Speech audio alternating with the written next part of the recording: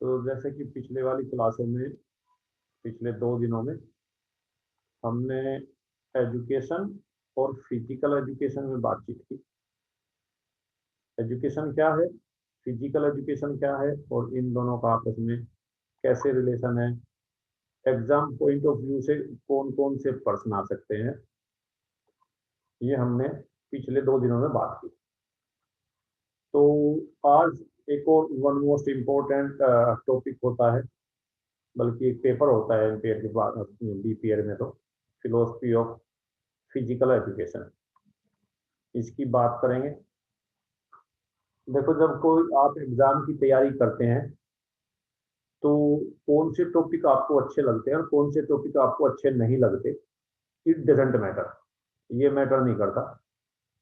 आपको प्रत्येक टॉपिक पढ़ना पड़ेगा, चाहे वो आपके लिए बोरिंग हो या आपके लिए रुचिकर हो, इंटरेस्टिंग हो, क्योंकि ऐसा कोई टॉपिक नहीं है जिससे प्रश्न नहीं आएंगे। 125 के आसपास पीजीटी में प्रश्न आते हैं, इसी तरह से पीजीटी का पैटर्न है, और फिर नेट में तो सेपरेट पेपर ही आता है। तो ऐसा कोई एस्पेक्ट फिजिकल एजुकेशन का नहीं होता जिससे प्रश्न न आते हो। तो मैं भी जान सकता हूँ कि पिछले 2 दिनों की 3 दिनों की क्लास कुछ बोरिंग रही होगी, क्योंकि वो तथ्यपूर्ण कम होती है, वो सब्जेक्टिव ज्यादा होती है। इसी तरह का एक subjective topic philosophy of physical education भी है, परंतु क्योंकि हमें टेस्ट की तैयारी करनी, तो हमें प्रत्येक चीज पढ़नी होगी। उसके बाद once you become teacher, then you can start to teach your specialised paper, your specialised subject, तब आप अपने रुचि के हिसाब से पढ़ा सकते हैं। तो इसी तरह फिलोसफी भी एक महत्वपूर्ण टॉपिक है, इससे प्रश्न पूछे जाते हैं। कुछ तथ्यपूर्ण प्रश्न होते हैं, कुछ घुमा फिरा के आते हैं, क्योंकि ये सब्जेक्टिव अप्रोच होती है। और कोई भी सब्जेक्ट है, हमें जैसे कहते हैं फिलोसफी शब्द क्या है, अगर इसकी बात की जाए तो सामान्य व्यक्ति कहेगा यार दर्शन क्या है, जो ऐसी बातों का, प्रश्नों का उत्तर करता हो, ऐसी डिस्कशन करता हो कि भाई भगवान क्या है, सत्य क्या है, इस तरह की बातें करता हो, उसे फिलोसफी कहेंगे। और उस ऐसी बातें करने वाले आदमी को फिलोसफर कहेंगे। लेकिन विल डूरंट एक राइटर है, उन्होंने कहा कि प्रत्येक मनुष्य या तो कोई दार्शनिक होगा या मूर्ख होगा। उन्होंने कहा अगर मनुष्य है तो वो दार्शनिक जरूर होता है, हाँ, उसकी विचारधारा अलग अलग हो सकती है, उसके जीवन जीने का तरीका अलग अलग हो सकता है। अर्थात दर्शन जो है पूरे जीवन में मिला हुआ है, या जीवन ही दर्शन है। तो सबसे पहले हम बात करेंगे, क्योंकि फिलोसफी, दर्शन को अंग्रेजी में फिलोसफी कहते हैं। और फिलोसफी की अगर बात करें, जो लिटरेचर यूरोप का है, वहाँ पर उससे पहले ग्रीक जो भाषा थी, उसके 2 शब्दों से इसकी उत्पत्ति मानी जाती है। पहला जो शब्द है वो है फिलिया, यानी कि फिलोस, फिलोसफी को 2 भागों में बांटा, फिलोस। और दूसरा जो शब्द है सोफिया। इन दोनों में जो फिलोस शब्द है उसका अर्थ है सीधा सीधा लव, यानी कि प्रेम। और सोफिया का अर्थ है नॉलेज या विवेक, ज्ञान और विवेक। तो इसका सीधा सीधा सा अर्थ होता है, अगर फिलोसफी की बात करें, कि विवेक से प्रेम, यानी कि फिलोसफी क्या है, लव ऑफ विजडम, यानी कि love of knowledge, love of wisdom, ज्ञान से प्रेम दर्शन है। अब ये ज्ञान या ये विजडम प्राप्त कैसे होता है, ये प्रश्न है। तो ये प्राप्त होता है मनुष्य को बहुत सी तथ्यों, तो जो ज्ञान है वो हमें प्राप्त होता है वैज्ञानिक तथ्यों से, जो साइंटिफिक फैक्ट होते हैं उनसे जानकारी होती है। दूसरा जो हमारी ज्ञान का स्रोत है वो है हिस्ट्री, इतिहास से, पूर्वजों से हमें ज्ञान प्राप्त होता है। तीसरा एक बहुत अच्छा मेथड है तर्कपूर्ण विचारशीलता, यानी जो डिस्कशन है, थॉटफुली डिस्कशन, अननेसेसरी डिस्कशन नहीं, थॉटफुल डिस्कशन, उससे प्राप्त होता है। और बहुत अच्छा है, इससे सभी सीखते हैं अनुभव से, बाय एक्सपीरियंस। अपने आप को ठोकर लगकर सीखता है कि आदमी की ये गलत था या सही था। लेकिन क्योंकि यदि सभी लोग अनुभव से ही सीखने लगे तो जीवन छोटा पड़ जाएगा। तो इसीलिए यदि सीखना है आपको तो निरीक्षण से सीख सकते हैं। You have to observe meaning everything, बड़ी सूक्ष्मता से। हर किसी में दृष्टि नहीं होती बड़े सूक्ष्म रूप से निरीक्षण करना, और उसके बाद में होता है व्यवहारिक बुद्धि, कॉमन सेंस। ये क्या सूत्र हैं? नॉलेज के। और नॉलेज से जिसे प्रेम होता है उसे कहेंगे दर्शन या दर्शन शास्त्र।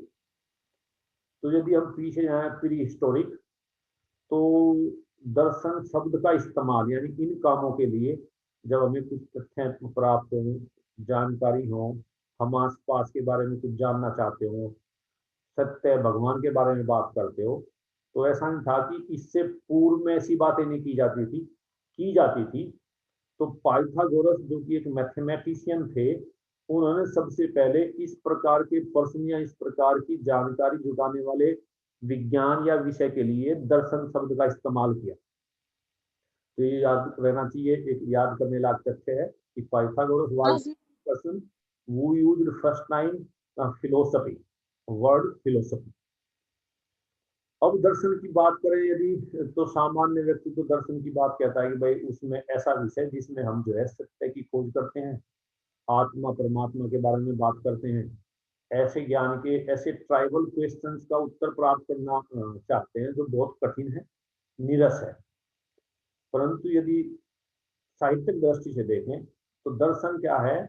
विश्व यानी कि यूनिवर्सल, पूरे विश्व के बारे में, मनुष्य के अस्तित्व के बारे में कि कहाँ से हम, how we exist, come, and हमारा जो एग्जिस्टेंस है, ज्ञान, मूल्य, जो हमारी मोरल वैल्यूज हैं, कैरेक्टर वैल्यूज हैं, जो बहुत सी घटनाएं समय समय पर प्रकृति में हो जाती हैं जिनका मनुष्य का, जिन पर कोई बस नहीं है, भगवान, मन जो दिखता नहीं, और भाषा, इन सब प्रश्नों के जो मौलिक प्रश्न भी हैं परंतु कठिन है, इनके उत्तर देता हो उसे दर्शन कहेंगे।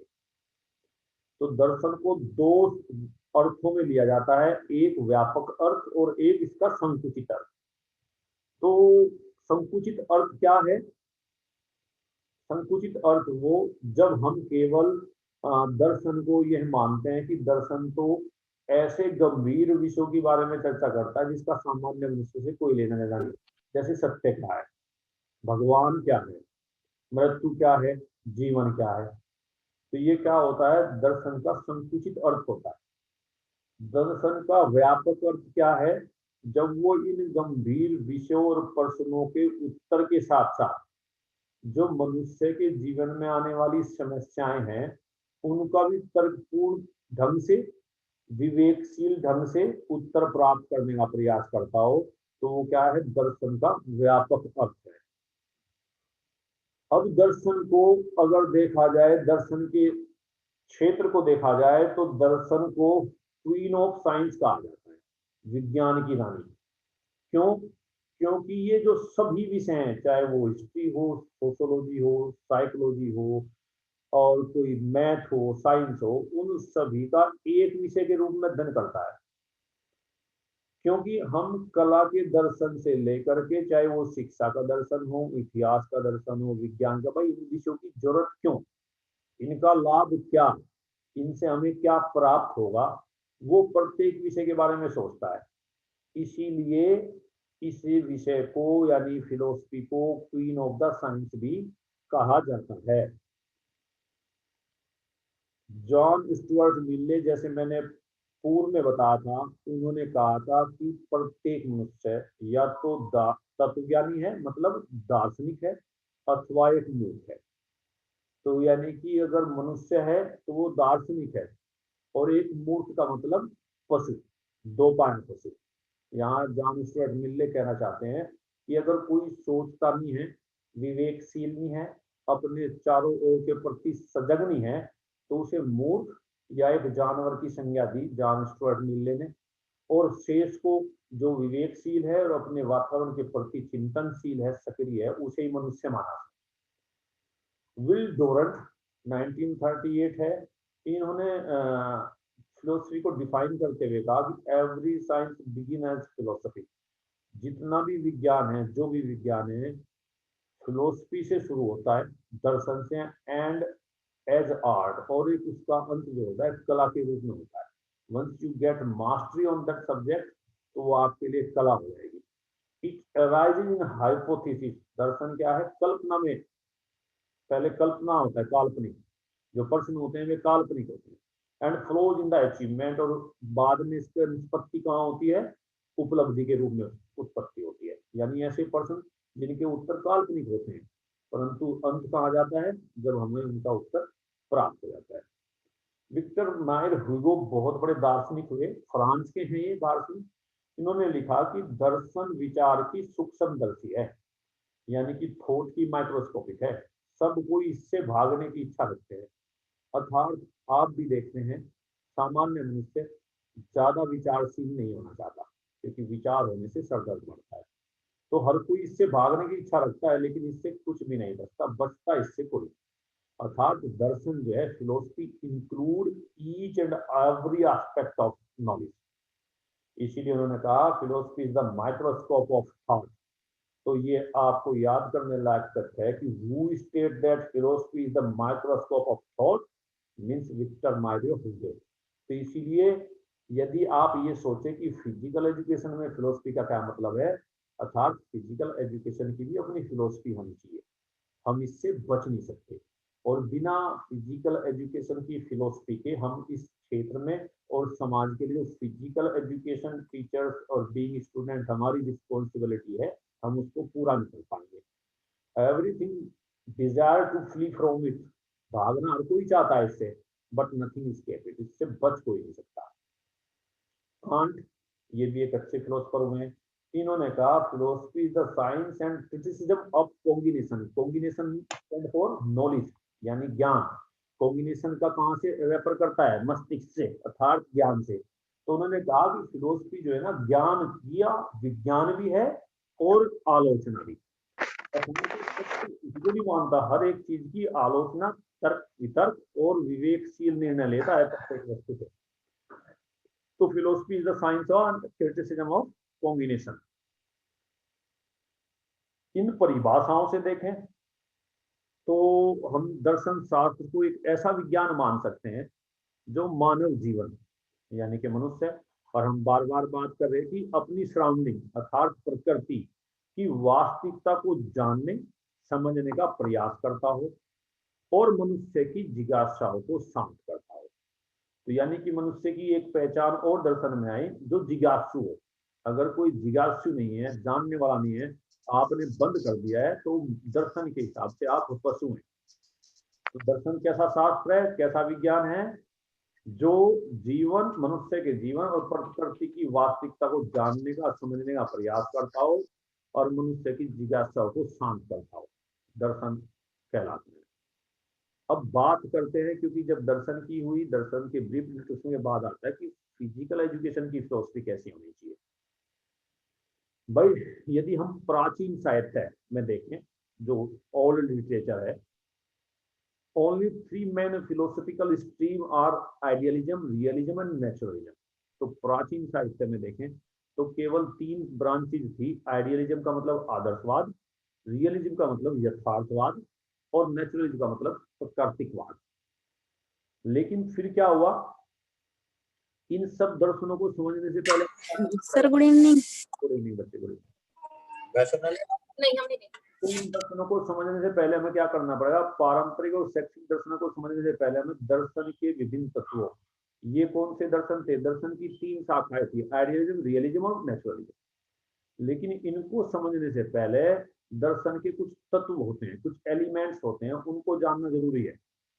यहाँ हम तत्वों की संक्षेप में चर्चा क्यों करेंगे, क्योंकि डिटेल में नहीं देना, ताकि ब्रीफली इनको जाने तो उससे जो क्या फायदा होगा, जो फिजिकल एजुकेशन के लोग हैं उससे फिलोसफी को समझ पाएंगे।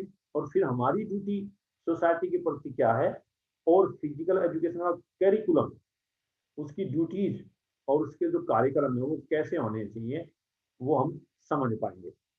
तो जो सबसे पहला तत्व, अब इनको तत्व भी कह सकते हैं, एलिमेंट भी, अंश भी कह सकते हैं यानी पार्ट भी, और उपधारणाएं कह सकते हैं। ठीक है, तो सबसे पहला है अध्यात्म शास्त्र, मेटाफिजिक्स। तो मेटाफिजिक्स क्या है? फिजिक्स का मतलब भौतिक। तो इस पूरे जो तत्व है, जो इसका अंश है फिलोसफी का, इसका सीधा सीधा संबंध किससे है? मनुष्य और ब्रह्मांड की वास्तविकता, उसकी प्रकृति और उसके कार्यों के अध्ययन से संबंध होता है। किसका? मेटाफिजिक्स का। यह मानव और ब्रह्मांड से संबंधित सभी वस्तुओं के बारे में प्रश्न करता है। भाई ये ऐसा ही क्यों है? बादल आते क्यों हैं? बारिश होती कैसे है? जैसे भूकंप आता क्यों है? और उनका उत्तर देता है। किससे? दार्शनिक उसमें, साइंटिस्ट उससे नहीं, दार्शनिक पॉइंट ऑफ व्यू से। इसी तरह से दूसरे प्रश्न ढूंढता है, मनुष्य के बारे में भी और ब्रह्मांड के बारे में भी। वो प्रश्न उठाता है, क्या ये ब्रह्मांड अनंत है? क्या ये सत्य है? जैसे आत्मा के बारे में, what is soul, what is God, भगवान क्या है, is there any existence of universe, मतलब यूनिवर्स का अस्तित्व भी है या इसका कोई अंत भी है, जीवन है क्या है, मृत्यु क्या है। इस तरह के प्रश्नों को उठाएगा और उनका जो उत्तर है वो दार्शनिक रूप से प्राप्त करना चाहता है। इस ब्रांचेज के अंतर्गत, मेटाफिजिक्स के अंतर्गत। इसका जो सेकंड एलिमेंट है वो है एपिस्टेमोलॉजी। यदि आपने ये शब्द भी सुना होगा, एपिस्टेमोलॉजी, ज्ञान शास्त्र। तो दर्शन का जो ये तत्व है एपिस्टेमोलॉजी, ये कहाँ फोकस करता है? इसके अंतर्गत हम तीन चीजों की बात करते हैं, ज्ञान पे और उसकी प्रकृति पे केंद्रित रहता है। नॉलेज और उसकी जो नेचर है नॉलेज की, उस पर फोकस करता है, उससे संबंधित प्रश्नों के उत्तर देता है। और जो डिस्कस क्या है, मतलब ज्ञान के प्रकार, ये जो एपिस्टेमोलॉजी है, ये टाइप ऑफ नॉलेज की डिस्कस करता है, कितने प्रकार का ज्ञान हो सकता है, उसके सोर्स क्या होते हैं नॉलेज के, नॉलेज को प्राप्त करने के सिद्धांत क्या है, उसकी प्रकृति क्या है और हम इसे कैसे प्राप्त कर सकते हैं। इन सब प्रश्नों के उत्तर, इन सब विषयों को एपिस्टेमोलॉजी के अंतर्गत डिस्कशन किया जाता है। और that is, it is related to the origin and extent of truth. इसलिए क्या है ये, जो सत्य की उत्पत्ति और उसकी वास्तविकता की चर्चा करता है। अब जैसे टाइप ऑफ नॉलेज की बात आई, तो नॉलेज कई प्रकार की हो सकती है। जैसे डिवाइन नॉलेज, ईश्वरीय ज्ञान, भगवान वाला ज्ञान। एक्सपर्ट नॉलेज, यानी कि अब विशेषज्ञ हैं आप किसी फील्ड के, कोई किसी एक दर्शन में, कोई किसी एक दर्शन में। स्पिरिचुअल नॉलेज, आध्यात्मिक ज्ञान, अनेक प्रकार के ज्ञान होते हैं। इन सब की चर्चा एपिस्टेमोलॉजी के अंतर्गत करते हैं। तो थर्ड वन है एक्सियोलॉजी। एक्सियोलॉजी यानी सुक्ति शास्त्र। इसका मेन फोकस रहता है स्टडी ऑफ मोरल वैल्यूज, यानी फिलोसफी की जिस एलिमेंट के अंतर्गत हम मोरल वैल्यूज की डिस्कशन करते हो, अध्ययन करते हो। और ये मोरल वैल्यूज कैसे? सामाजिक और नैतिक, यानी कुछ सामाजिक वैल्यूज और कुछ पर्सनल जो कैरेक्टरिस्टिक्स वैल्यूज होती हैं, उनकी बात करते हैं। और इसके अंतर्गत एक्सियोलॉजी, क्योंकि कुछ वैल्यूज क्या है, मोरल वैल्यूज स्थिर है, शाश्वत है, सत्य है, उनको कोई परिवर्तन नहीं कर सकता। लेकिन कुछ क्या है, गतिशील और परिवर्तनशील भी है। आपने देखा है समय के साथ साथ आपके समय पे जो वैल्यूज हैं, यानी हमारे टाइम पे जो वैल्यूज थी, वे अब चेंज हो गई। क्यों? With the time, with the progress of science, कुछ वैल्यूज चेंज हो जाते हैं। अब पिता पिता नहीं रहा। अब पिता, पहले पिता क्या था? ऑपरेटर था। टीचर क्या था? प्रीचर था, लेक्चर देता था, आदेश करता था, and student have to follow, son have to follow. लेकिन अब क्या हो रहा है? फादर क्या हो गया? फ्रेंड हो गया। टीचर क्या हो गया? उसको ही हैज टू बी, बस ही has to be a friend also. वो गाइड हो सकता है लेकिन ऑर्डर नहीं दे सकता। तो क्या होता है, जो मोरल वैल्यूज हैं वे चेंज भी होती रहती हैं समय के साथ साथ। क्यों होती हैं? जैसे कहा कि स्थिर और शाश्वत है, जो श्रेष्ठ मूल्य है, कुछ चीजें तो सत्य रहेंगी रहेंगी। जैसे पिता का स्थान श्रेष्ठ रहेगा रहेगा, गुरु का स्थान श्रेष्ठ रहेगा रहेगा। कुछ गुण हो सकते हैं, तो जो गुण होते हैं उनमें चेंजेस आते रहते हैं। इस प्रकार पूरा का पूरा सब ये सिस्टम मिलकर क्या है, जीवन के मूल्यों का निर्माण करता है कि भाई हमें कैसे रहना चाहिए। We have to be honest, we have to be obedient, we have to be studious, and we have to be aware about society. ये वैल्यू है और इन सब का अध्ययन एक्सियोलॉजी के अंतर्गत करते हैं। लास्ट में द फोर्थ वन आता है लॉजिक, यानी तर्कशास्त्र। अब जो फिलोसफर थे उन्होंने कहा कि जैसे भाई अध्यात्म शास्त्र किस पे बात कर रहा है? वास्तविकता पे तो बात कर रहा है। ज्ञान शास्त्र जो है वो किस पे बात कर रहा है? सत्य पे, जानकारी पे कर रहा है। सुक्ति शास्त्र किस पे बात कर रहा है? मूल्य से संबंधित है। अब वो ये कह रहा कि ये चीजें बात तो कर रही, पर कोई ऐसा साइंस या ऐसी ब्रांच तो होनी चाहिए जो इन पर विचार कर सके।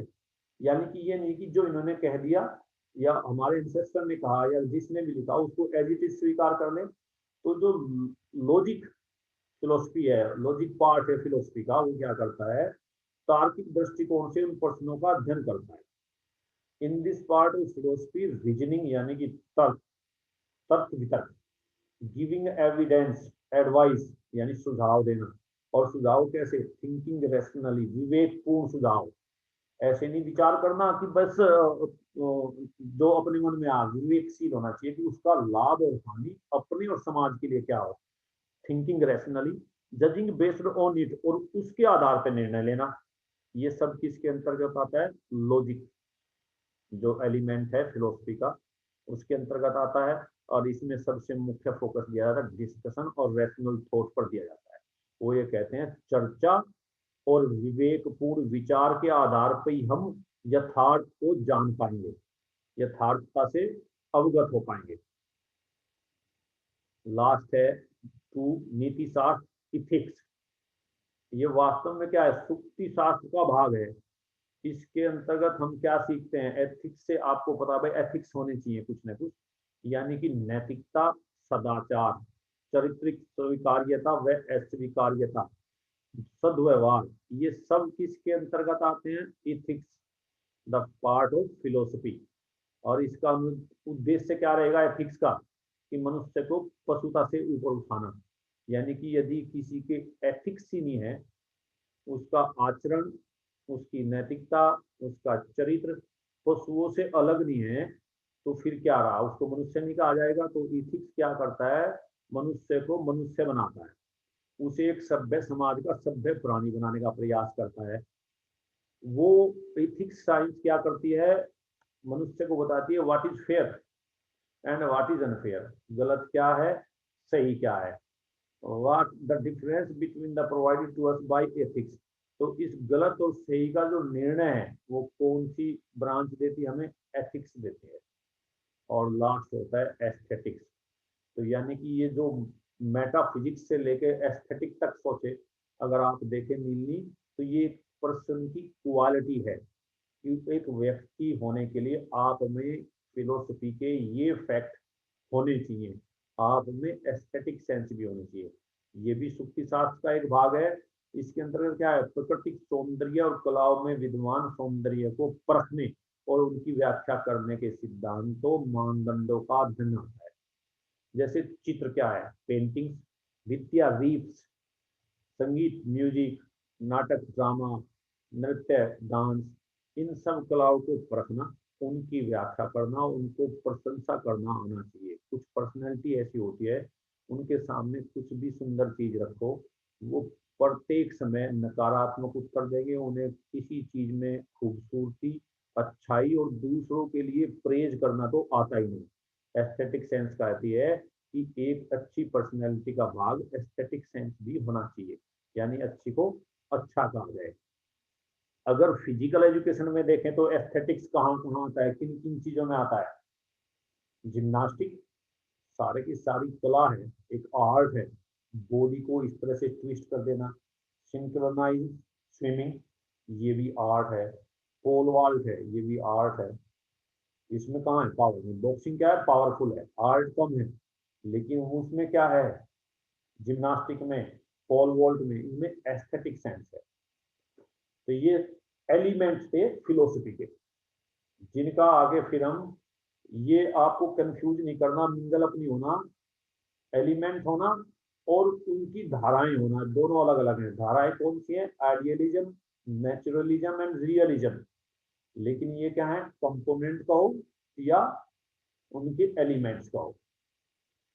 तो अब बात ही being connected to physical education, यानी कि अब इन सब के आधार पे ये कहते हैं कि शारीरिक शिक्षक को भी अपने आप से कुछ प्रश्न पूछने चाहिए, तभी शारीरिक शिक्षा की महत्ता सिद्ध हो पाएगी।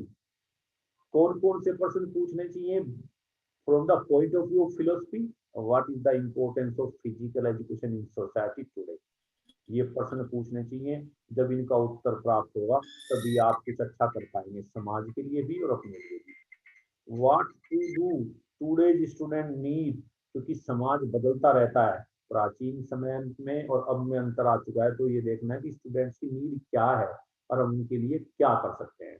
What is a good life, how can a good life B learned, यानी कि अच्छा जीवन क्या है, अच्छे जीवन को सीखा कैसे जा सकता है। How participation in sports help us to learn good things, खेलों में भाग लेने से हम अच्छी चीजें कैसे सीख सकते हैं। How can physical education help man to live a good life, अच्छा जीवन जीने के लिए शारीरिक शिक्षा किस प्रकार एक मनुष्य का मदद कर सकते हैं। हम टूर्नामेंट कराते हैं, बहुत से सेमिनार्स कराते हैं, बहुत सी डिस्कशन कराते हैं, तो वो जो करा रहे हैं वो किस प्रकार नैतिक रूप से सही और तार्किक रूप से उपयोगी हो। यदि इन सब चीजों को हम सोचेंगे, विचार करेंगे और इनका उत्तर आएगा, तो सकारात्मक उत्तर प्राप्त होने पर ही हमें शारीरिक शिक्षा के मूल उद्देश्य और शारीरिक शिक्षा के दर्शन और उसकी समाज को आवश्यकता क्यों है उसका स्पष्ट हमें हो पाएगा।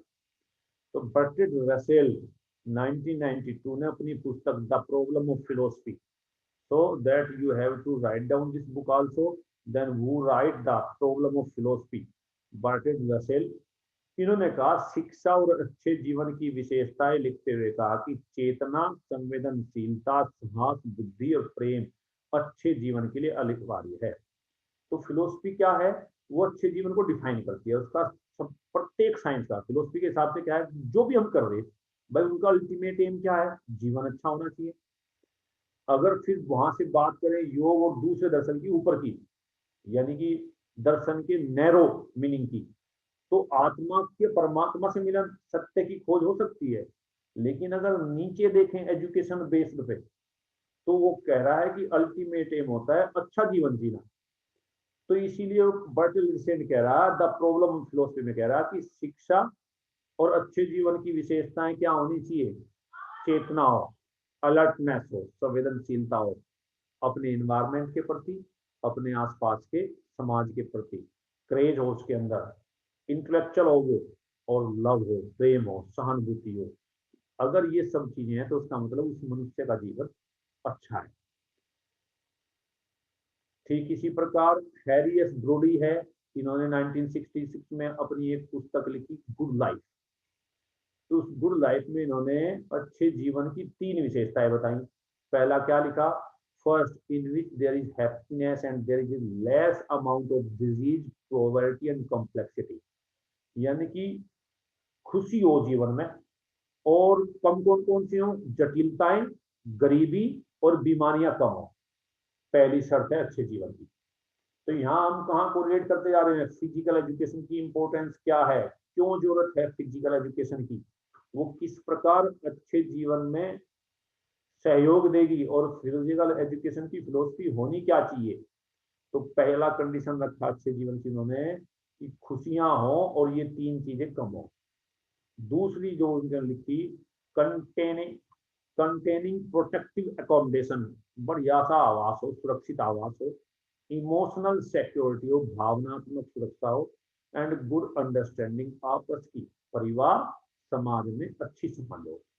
और थर्ड उसने लिखा क्वालिटी गुड लाइफ की, व्यक्तिगत उपलब्धियां यानी इंडिविजुअल अचीवमेंट्स, सम्मानजनक नौकरी, अच्छी जॉब, एंड योग्यता अनुसार व्यवसाय करने की स्वतंत्रता, यानी कि जिसकी जैसी एबिलिटी है उसको फ्रीडम होना चाहिए कि वो अपना एक बिजनेस या अपनी कोई जॉब या अपना एक्स्ट्रा जो हॉबी है उनको कर सके। तो इस प्रकार अगर इस चर्चा का निष्कर्ष निकालें तो शारीरिक शिक्षा का दर्शन कैसा होना चाहिए, व्यक्ति को अच्छा जीवन जीने में सहायता करने वाला होना चाहिए, जिसके लिए शारीरिक शिक्षा को निम्नलिखित गुण और व्यवहार विकसित करने का प्रयास करती है। तो यानी कि अगर फिलोसफी कह रही है गुड लाइफ, तो गुड लाइफ में शारीरिक शिक्षा किस प्रकार मदद करती है, वही शारीरिक शिक्षा का दर्शन होगा।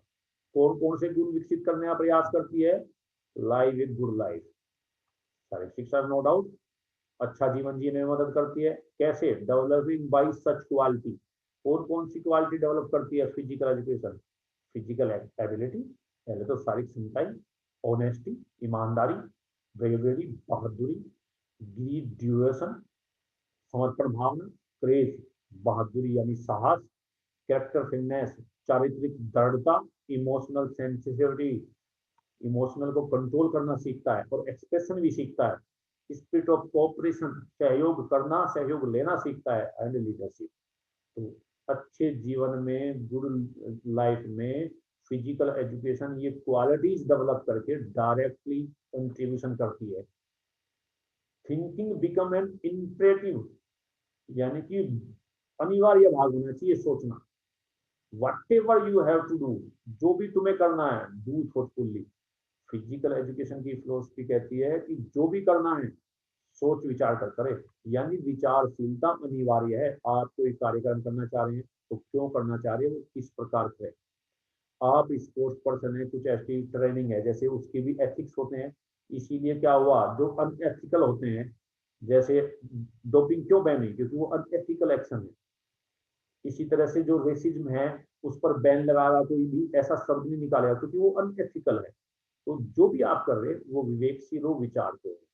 A healthy mind rigid in a healthy body, ये बहुत प्राचीन काल की वो है कि भाई शरीर स्वस्थ होगा तो उसमें स्वस्थ मन रहेगा। और भारतीय भी परंपरा है कि स्वस्थ शरीर का स्वामी ही मजबूत आत्मा का स्वामी होता है। भारत का एक और है, सर्वे भवन्तु सुखानी सर्वे संतु निरामय। तो यदि ये प्राप्त करना है तो बिना फिजिकल एक्टिविटी में पार्टिसिपेट किए, बिना मैदान पर जाए, आप स्वास्थ्य के इस अल्टीमेट एम को प्राप्त नहीं कर पाएंगे। और वर्तमान में क्या हो रहा है, एसएलडी सेडेंटरी लाइफ डिजीज उत्पन्न हो रही है। क्यों, क्योंकि फिजिकल इनएक्टिव हो रहे हैं हम लोग, ये समस्या है। और उसको फिजिकल एजुकेशन क्या करती है, इस समस्या का हल फिजिकल एक्टिविटीज करा करके उपलब्ध कराती है। कर्मा बेस्ट 2 मिनट में अभी ये खत्म होने वाला है, ऑटोमेटिक लगेगा, उसके बाद में हम फिर शुरू करेंगे कंटिन्यू। तो इसके अनुसार क्या कह रहे हैं, कर्मा बेस्ट, गीता का भी उपदेश है, कर्म सबसे पहले है। और फिजिकल एजुकेशन तो फील्ड क्या है, ये तो प्रैक्टिकल फील्ड है, इसमें तो बिना किए कुछ हो ही नहीं सकता। ये केवल बुद्धि नहीं, आपको शारीरिक कर्म भी करने होंगे, क्योंकि ये प्रैक्टिकल है और फंक्शनल है। ठीक इसी प्रकार जो फिजिकल एजुकेशन है वो डायनामिक है, समय और परिस्थितियों के अनुसार आपको व्यवस्थित करता है, और अपने आप भी उसका कैरिकुलम भी चेंज होता रहता है, उसके मेथड्स भी चेंज होते रहते हैं, उसके जो वैल्यूज हैं वो भी समय के साथ साथ चेंज हैं, परिवर्तनशील हैं और समाज के अनुकूल बनते जाना चाहिए। ऐसे हमारे प्रिंसिपल हो as per the point of view philosophy. उत्तम विचारों और परिवर्तन का अभिनंदन करता है हमेशा। ओलंपिक है, ओलंपिक शुरू हुए, शुरुआत में क्या था, गर्ल्स को पार्टिसिपेशन ही अलाउ नहीं था, गर्ल्स पार्टिसिपेशन आए, और धीरे धीरे ओलंपिक मूवमेंट इस स्तर पर पहुंच चुकी है कि आज प्रत्येक कंट्री से मैन और वुमेन दोनों पार्टिसिपेट करते हैं। वहां रेसिज्म के लिए कोई स्थान नहीं, वहां जो आपस में डिस्क्रिमिनेशन है वहां कोई स्थान नहीं। यदि कोई ऐसा करेगा भी तो उसको समाज से इतनी बुरी तरह से निकाल दिया जाता है, पूरे विश्व में उसका अपमान होता है, और वो समाज से एक किस्म से मानिए कि सेपरेट कर दिया जाता है। मध्यम वर्गीय तत्वज्ञान है, यानी कि किसी एक उससे चिपकता नहीं, स्टक नहीं होना चाहिए। फिजिकल एजुकेशन की जो फिलोसफी कहती है कि वो प्रोग्राम स्टिक नहीं होना चाहिए, it has to be change और फ्लेक्सिबल, समय और काल और देश परिस्थिति के अनुसार परिवर्तित होना चाहिए, उपयोगी होना चाहिए अल्टीमेटली मनुष्य के लिए। और इसी प्रकार जब ये क्वालिटी फिजिकल एजुकेशन में होती है तो वो क्या कर पाती है, आदर्श मनुष्य का निर्माण कर पाती है। इसीलिए जो फिलोसफी ऑफ फिजिकल एजुकेशन है उसका मुख्य उद्देश्य इन तत्वों से होते हुए, इन क्वालिटी को डेवलप करते हुए अल्टीमेटली क्या है, आइडियल पर्सन का निर्माण करने में भी फिजिकल एजुकेशन कंट्रीब्यूट करती है। और 2 सेकंड के बाद में तो ऑटोमेटिक रिकॉर्ड होगा, फिर उसके बाद में हम नेक्स्ट स्लाइड पढ़ेंगे। इसके बीच में यदि कोई प्रश्न आएगा तो यू हैव टू राइट